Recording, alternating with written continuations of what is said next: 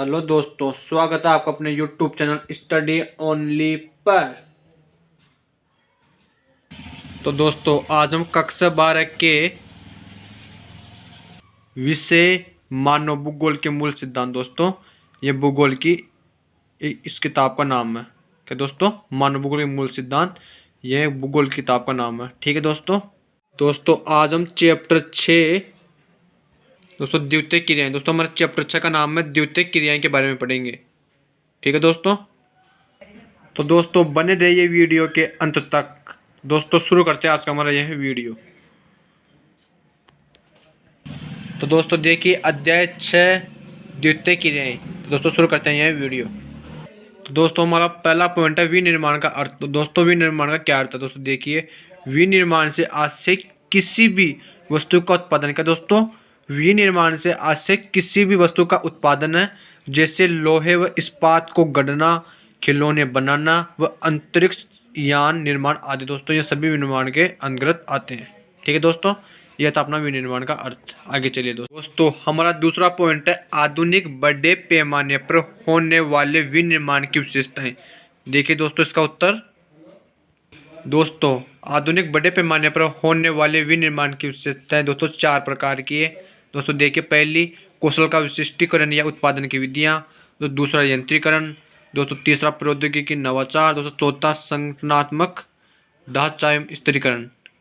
क्या दोस्तों दोबारा से देखिए, बड़े पैमाने पर होने वाली विनिर्माण की विशेषताएं। पहला कौशल का विशिष्टीकरण या उत्पादन की विधियां। दूसरा यंत्रीकरण। तीसरा प्रौद्योगिकी नवाचार। दोस्तों चौथा संगठनात्मक ढांचा स्थिरीकरण। दोस्तों अब हम इन चारों के बारे में विस्तार से पढ़ेंगे। ओके दोस्तों, देखिए दोस्तों पहला था अपना कौशल का विशिष्टीकरण या उत्पादन की विधियां। दोस्तों देखिए इसके अंदर शिल्प तरीके से कारखाने में तोड़ाई सामान उत्पादित किया जाता है, जो कि आदेशानुसार बनाया जाता है। अधिक उत्पादन का संबंध बड़े पैमाने पर बनाए जाने वाले सामान से। ठीक दोस्तों, यह था अपना कौशल का विशिष्टीकरण उत्पादन की विधियां के अंदर। दोस्तों दूसरा देखिए, दोस्तों अपना दूसरा था यंत्रीकरण। दोस्तों यंत्रीकरण किसी भी कार्य को या दोस्तों किसी कार्य को पूरा करने के लिए मशीनों का प्रयोग करना यंत्रीकरण कहलाता है। दोस्तों ध्यान देना, किसी भी कार्य को पूरा करने के लिए मशीनों का प्रयोग करना यंत्रीकरण कहलाता है। ओके दोस्तों, कोई दिक्कत नहीं है। दोस्तों अपना तीसरा था प्रौद्योगिकी नवाचार। दोस्तों इसके अंदर देखिए, दोस्तों प्रयोग का अर्थ है प्रौद्योगिकी नवाचार, शोध एवं विकासमान। दोस्तों शोध एवं विकासमान युक्तियों के द्वारा विनिर्माण की गुणवत्ता को नियंत्रित करने, अपशिष्टों के निस्तारण की असमता को समाप्त करने तथा प्रदूषण के विरुद्ध संघर्ष करने का महत्वपूर्ण पहलू है। दोस्तों यह था अपना प्रौद्योगिकी नवाचार के अंदर। ओके दोस्तों, अपना चौथा है संगठनात्मक ढांचा स्थिरीकरण। दोस्तों अपना चौथा था संगठनात्मक ढांचा स्थिरीकरण। दोस्तों आधुनिक विनिर्माण उद्योग एक जटिल प्रौद्योगिक यंत्र है। इसमें दोस्तों अधिक पूंजी, बड़े संगठन एवं प्रशासकीय अधिकारी वर्ग होते हैं। ठीक है दोस्तों, इसके अंदर अधिक पूंजी, बड़े संगठन एवं प्रशासकीय अधिकारी वर्ग होते हैं। ओके दोस्तों, यह था अपना आधुनिक बड़े पैमाने पर होने वाले विनिर्माण की विशेषताएं। ओके, कोई दिक्कत नहीं है। ठीक है दोस्तों हमारा तीसरा पॉइंट है उद्योगों की अवस्थिति को प्रभावित करने वाले कारक। क्या दोस्तों? उद्योगों की अवस्थिति को प्रभावित करने वाले कारक। दोस्तों देखिए इसके अंदर, दोस्तों हमारा पहला पॉइंट है बाजार तक अभिगम्यता। दोस्तों ये था उद्योगों की अवस्थिति को प्रभावित करने वाला पहला कारक, बाजार तक अभिगम्यता। दोस्तों इसके अंदर देखिए उत्पादित माल के लिए। क्या दोस्तों? उत्पादित माल के लिए उपलब्ध बाजार का होना है। विकसित प्रदेश में व्यापक बाजार उपलब्ध होते हैं। ठीक है दोस्तों, यह था अपना बाजार तक अभिगम्यता। दोस्तों अपना उद्योगों की अवस्थिति को प्रभावित करने वाला है। दोस्तों उद्योगों की अवस्थिति को प्रभावित करने वाला दूसरा कारक है श्रम आपूर्ति तक अभिगम्यता। दोस्तों इसके अंदर देखिए, श्रम एक महत्वपूर्ण कारक है। दोस्तों उद्योग वही होते हैं जहाँ श्रम उपलब्ध है। दोस्तों ध्यान देना, श्रम एक महत्वपूर्ण कारक है। उद्योग वही होते हैं जहाँ श्रम उपलब्ध होते हैं। दोस्तों श्रम उपलब्ध होते हैं।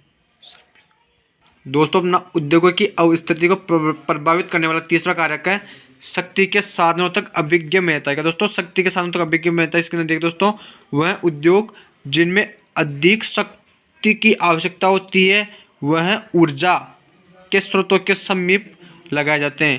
तो ना ऊर्जा के स्रोतों के समीप लगाए जाते हैं दोस्तों, जैसे एल्यूमिनियम उद्योग। ठीक है दोस्तों, यह था अपना शक्ति के साधनों तक अभिगम्यता। दोस्तों अपना चौथा पॉइंट है उद्योगों की अवस्थिति को प्रभावित करने वाला कारक। दोस्तों इसके अंदर देखिए परिवहन एवं संचार की सुविधाओं तक अभिगम्यता। दोस्तों क्या? परिवहन एवं संचार की सुविधा तक अभिगम्यता। दोस्तों इसके अंदर देखिए कच्चे माल को कारखानों तक जाने के लिए परिवहन उद्योग की स्थापना में परिवहन महत्वपूर्ण है। ठीक दोस्तों, यह था अपना परिवहन एवं संचार की सुविधाओं तक अभिगम्यता। दोस्तों आगे देखिए अपना पांचवा है सरकारी नीति। दोस्तों सरकारी नीति भी उद्योगों की स्थिति को प्रभावित करने वाला कारक। दोस्तों संतुलित आर्थिक विकास के लिए आर्थिक नीति महत्वपूर्ण है। ठीक है दोस्तों, ये थे अपने 5 उद्योगों की स्थिति को प्रभावित करने वाले कारक। दोस्तों आगे चलिए दोस्तों, अब अपने आता है उद्योगों का वर्गीकरण। दोस्तों उद्योगों के वर्गीकरण के अंदर देखिए दोस्तों, पहला है आकार पर आधारित उद्योग। दोस्तों आकार पर आधारित उद्योग 3 प्रकार के दोस्तों। पहला है कुटीर उद्योग दोस्तों, दूसरा है छोटा पैमाने का उद्योग दोस्तों, तीसरा है बड़े पैमाने का उद्योग। ठीक दोस्तों, अब इनके बारे में पढ़ेंगे हम।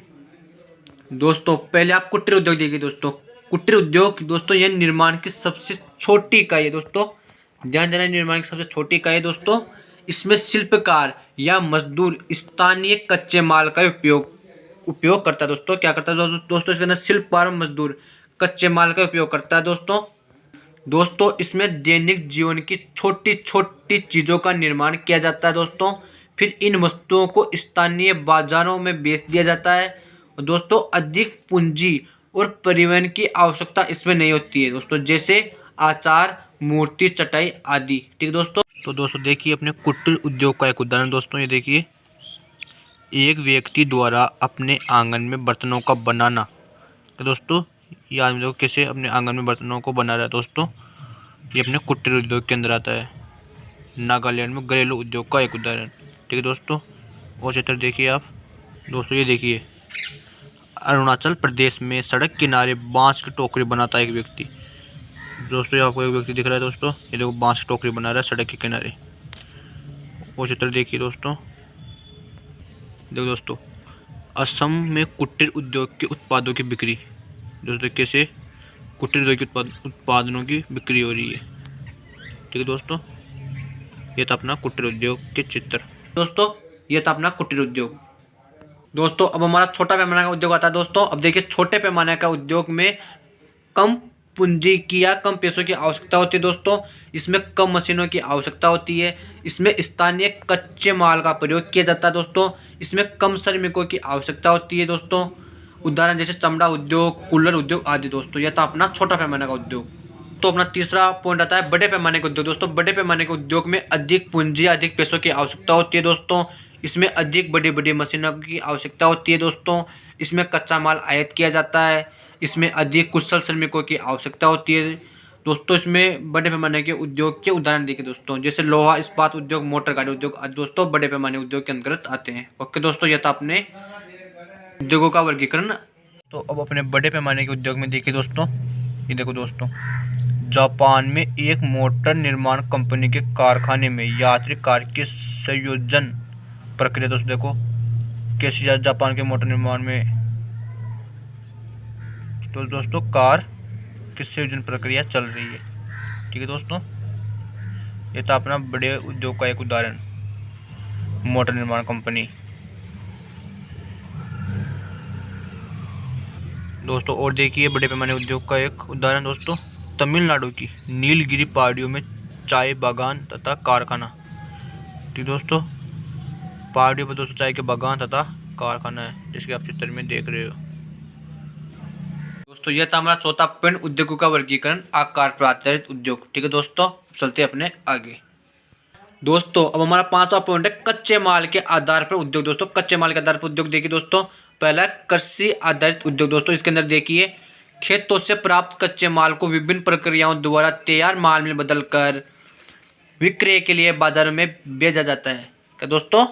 खेतों से प्राप्त कच्चे माल को विभिन्न प्रक्रियाओं द्वारा तैयार माल में बदलकर विक्रय के लिए बाजार में बेचा जाता है दोस्तों, जैसे शक्कर, अचार, मसाले, तेल आदि। दोस्तों यह था अपना कृषि आधारित उद्योग।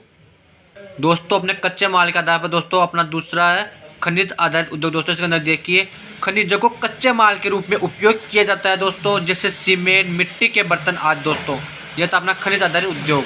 दोस्तों अपना तीसरा कच्चे माल के आधार पर उद्योग है दोस्तों रसायन आधारित उद्योग। दोस्तों इसके अंदर देखिए प्राकृतिक रूप से पाए जाने वाले रासायनिक खनिजों का उपयोग होता है, जैसे कृत्रिम रेशे बनाना, प्लास्टिक बनाना आदि।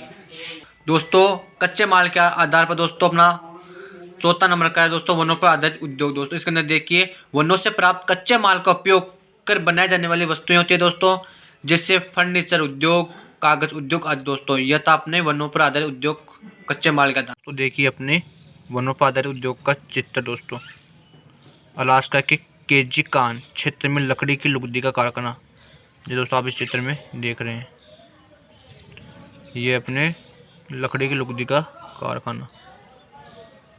पशु आधारित उद्योग दोस्तों इसके अंदर देखिए चमड़ा एवं ऊन पशुओं से प्राप्त प्रमुख कच्चा माल दोस्तों, जैसे ऊन, चमड़ा, हाथी दांत आदि। दोस्तों यह था अपना कच्चे माल के आधार पर पशु आधारित उद्योग। दोस्तों अपने कच्चे माल के आधार पर दोस्तों छठा नंबर का दोस्तों अपने उत्पादन या उत्पाद आधारित उद्योग। दोस्तों इसके अंदर देखिए वह उद्योग जिनके उत्पाद को अन्य वस्तुएं बनाने के लिए कच्चे माल के रूप में प्रयोग में लाया जाता है दोस्तों, वह आधारभूत उद्योग कहलाते हैं। क्या दोस्तों वह उद्योग जिनके उत्पाद को अन्य वस्तुएं बनाने के लिए कच्चे माल के रूप में प्रयोग में लाया जाता है आधारभूत उद्योग कहलाते हैं, जैसे लोहा, इस्पात उद्योग आदि। ठीक है दोस्तों ये थे अपने दोस्तों ये थे हमारे कच्चे माल के आधार पर दोस्तों अपने 6 उद्योग। ठीक है दोस्तों अब आगे चलिए। दोस्तों अब देखिए हमारा 7वां पॉइंट स्वामित्व के आधार पर उद्योग। दोस्तों क्या स्वामित्व के आधार पर उद्योग। दोस्तों अपना पहला है सार्वजनिक क्षेत्र के उद्योग। दोस्तों इसके अंदर यह उद्योग सरकार के अधीन होते हैं, जैसे दोस्तों साम्यवादी व समाजवादी देशों में ज़्यादातर ऐसा होता है। क्या दोस्तों सार्वजनिक क्षेत्र के उद्योग के अंदर सरकार के अधीन होते हैं ये उद्योग दोस्तों, इसमें साम्यवादी और समाजवादी देशों में ज़्यादातर ऐसा होता है। ठीक है दोस्तों दूसरा देखिए दोस्तों निजी क्षेत्र के उद्योग। दोस्तों ये स्वामित्व के आधार पर दूसरा उद्योग है दोस्तों, इनका मालिक एक व्यक्ति या कंपनी होती है। दोस्तों पूंजीवादी देशों में यह व्यवस्था होती है, जैसे दोस्तों भारत में टाटा समूह, बिरला, रिलायंस आदि। दोस्तों यहाँ बी का मतलब भारत है। ओके दोस्तों अब तीसरा देखिए दोस्तों संयुक्त क्षेत्र। दोस्तों यह स्वामित्व के आधार पर तीसरा उद्योग है दोस्तों, इन उद्योगों का संचालन सरकार तथा निजी कंपनी मिलकर करती है दोस्तों, जैसे HPCL। ठीक दोस्तों ये थे अपने स्वामित्व के आधार पर 3 उद्योग। दोस्तों हमारा 8वां पॉइंट आता है शोषण उद्योग। दोस्तों शोषण उद्योग क्या होते हैं दोस्तों देखिए शोषण उद्योग प्रदूषण नहीं फैलाते हैं दोस्तों, शोषण उद्योग व्यापक विविधता वाले स्थानों पर स्थित होते हैं। दोस्तों यह विशेष प्रकार के कच्चे माल पर निर्भर नहीं होते, इनमें कम मात्रा में उत्पादन होता है। दोस्तों शोषण उद्योग में कम श्रमिकों की आवश्यकता होती है दोस्तों यह था हमारा शोषण उद्योग। दोस्तों हमारा 9वां टॉपिक है उत्पाद आधारित उद्योग। दोस्तों देखिए दोस्तों उत्पाद आधारित उद्योगों में ऐसे सामान का उत्पादन किया जाता है जो प्रत्यक्ष रूप से उपभोक्ता द्वारा इस्तेमाल किए जाते हैं। दोस्तों क्या उत्पाद आधारित उद्योगों में ऐसे सामान का उत्पादन किया जाता है जो प्रत्यक्ष रूप से उपभोक्ता द्वारा इस्तेमाल किए जाते हैं दोस्तों, जैसे ब्रेड, बिस्कुट, साबुन, कागज, श्रृंगार का सामान आदि। दोस्तों ये अपने उत्पाद आधारित उद्योग के अंदर आते हैं। दोस्तों 10वां देखिए 10वां पॉइंट परंपरागत बड़े पैमाने वाले औद्योगिक प्रदेश। दोस्तों यह भारी उद्योग के क्षेत्र होते हैं दोस्तों, इनमें भारी इंजीनियरिंग, धातु पिघलाने वाले उद्योग, रसायन उद्योग, वस्त्र उद्योग शामिल है। क्या दोस्तों इसमें भारी इंजीनियरिंग, धातु पिघलाने वाले उद्योग, रसायन उद्योग। दोस्तों यहाँ पे युग का मतलब उद्योग है, वस्त्र उद्योग शामिल है।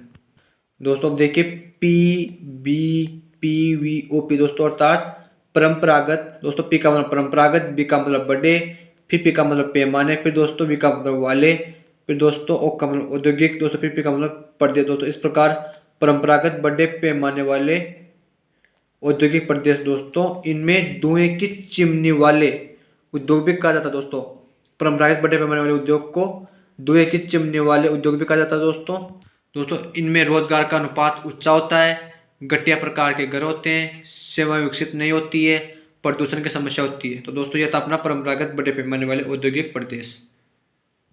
दोस्तों अपना 11वां पॉइंट आता है जर्मनी का रूहर कोयला क्षेत्र। दोस्तों क्या जर्मनी का रूहर कोयला क्षेत्र। दोस्तों यह लंबे समय से यूरोप का प्रमुख औद्योगिक प्रदेश रहा है। दोस्तों कोयला, लौह इस्पात यहाँ अर्थव्यवस्था का प्रमुख आधार। दोस्तों क्या कोयला, लौह इस्पात यहाँ अर्थव्यवस्था का प्रमुख आधार है। जर्मनी के इस्पात उत्पादन का 80% रूहर क्षेत्र से प्राप्त होता है। क्या दोस्तों? जर्मनी के इस्पात का उत्पादन का 80% रूहर क्षेत्र से प्राप्त होता है। तो दोस्तों ये था अपना जर्मनी का रूहर कोयला क्षेत्र। दोस्तों अपना 12वां पॉइंट है लौह इस्पात उद्योग। दोस्तों इसमें देखिए यह उद्योग सभी उद्योगों का आधार है। इसमें आधारभूत उद्योग भी कहा जाता है। दोस्तों क्या लौह इस्पात उद्योग को आधारभूत उद्योग भी कहा जाता है। यह आधारभूत उद्योग इसलिए है क्योंकि अन्य उद्योगों के लिए मशीनें और औजार है। क्या दोस्तों? यह आधारभूत उद्योग इसलिए है क्योंकि अन्य उद्योगों के लिए मशीनें और औजार लोहे के ही बने होते हैं। इसमें भारी उद्योग भी कहा जाता है। दोस्तों क्या लौह इस्पात उद्योग को भारी उद्योग भी कहा जाता है क्योंकि इसमें भारी भरकम में कच्चा माल प्रयोग में लिया जाता है। कच्चे लोहे में मैग्नीज मिलाकर इस्पात बनाया जाता है। दोस्तों ध्यान देना कि कच्चे लोहे में मैग्नीज मिलाकर इस्पात बनाया जाता है। दोस्तों यह था अपना लौह इस्पात उद्योग। ठीक है दोस्तों। दोस्तों अपना 13वां पॉइंट है सूती कपड़ा उद्योग। दोस्तों देखिए सूती कपड़े का निर्माण हथकरघा, बिजली करघा एवं कारखानों में किया जाता है। दोस्तों बिजली करघों से कपड़ा बनाने में यंत्रों का प्रयोग किया जाता है। दोस्तों कारखानों में कपड़ा बनाने के लिए पूंजी की आवश्यकता होती है, अधिक पैसों की आवश्यकता होती है। सूती वस्त्र निर्माण के लिए कच्चे माल के रूप में अच्छी किस्म की कपास चाहिए। विश्व में 50% से अधिक कपास का उत्पादन भारत, चीन, संयुक्त राज्य अमेरिका, पाकिस्तान, उज्बेकिस्तान एवं मिस्र में किया जाता है। दोस्तों देखिए हमारे 50% से अधिक कपास उत्पादन दोस्तों बी का मतलब भारत, पी का मतलब पाकिस्तान। तो दोस्तों भारत पाकिस्तान, ची का मतलब चीन दोस्तों, और ए का मतलब दोस्तों अमेरिका। तो दोस्तों चीन अमेरिका, और दोस्तों एम का मतलब दोस्तों एम का मतलब हमारे मिस्र, और दोस्तों यू का मतलब उज्बेकिस्तान। तो दोस्तों भारत, पाकिस्तान, चीन, अमेरिका, मिस्र, उज्बेकिस्तान में किया जाता है। ठीक है दोस्तों। तो दोस्तों अपने इस चैप्टर का आखिरी पॉइंट आता है दोस्तों 14वां पॉइंट उच्च प्रौद्योगिकी उद्योग। दोस्तों उच्च प्रौद्योगिकी उद्योग में देखिए दोस्तों उच्च दोस्तों यू का मतलब उच्च, पी का मतलब प्रौद्योगिकी, और दोस्तों यू का मतलब उद्योग। दोस्तों उच्च प्रौद्योगिकी उद्योग नवीनतम उद्योग है। दोस्तों इनमें उत्पादों का उत्पादन गहन शोध के बाद किया जाता है। दोस्तों इन उद्योगों में टेक्नोलॉजी काफी उन्नत होती है। दोस्तों इन उद्योगों में यंत्र, मानव रोबोट का दोस्तों मानव रोबोट भी कार्य करते हैं। दोस्तों अर्थात दोस्तों यह उच्च प्रौद्योगिकी उद्योग होते हैं। दोस्तों इनमें यंत्र मानव अर्थात रोबोट भी कार्य करते हैं। दोस्तों यहाँ पर वस्तुओं का डिजाइन कंप्यूटर आधारित होता है। दोस्तों यह उद्योग काफी साफ सुथरे होते हैं। दोस्तों क्या साफ सुथरे। ठीक दोस्तों यह था अपना उच्च प्रौद्योगिकी उद्योग। ठीक दोस्तों यह था आज का हमारा चैप्टर कक्षा 12 के विषय भूगोल के मानव भूगोल के मूल सिद्धांत द्वितीय क्रियाओं के बारे में। ठीक है दोस्तों। तो दोस्तों आज के लिए इतना ही। अब मिलेंगे हमारे अगले वीडियो में। तो दोस्तों आप हमारे स्टडी वाले चैनल को लाइक, कमेंट व सब्सक्राइब करना नहीं भूलें। थैंक यू, धन्यवाद।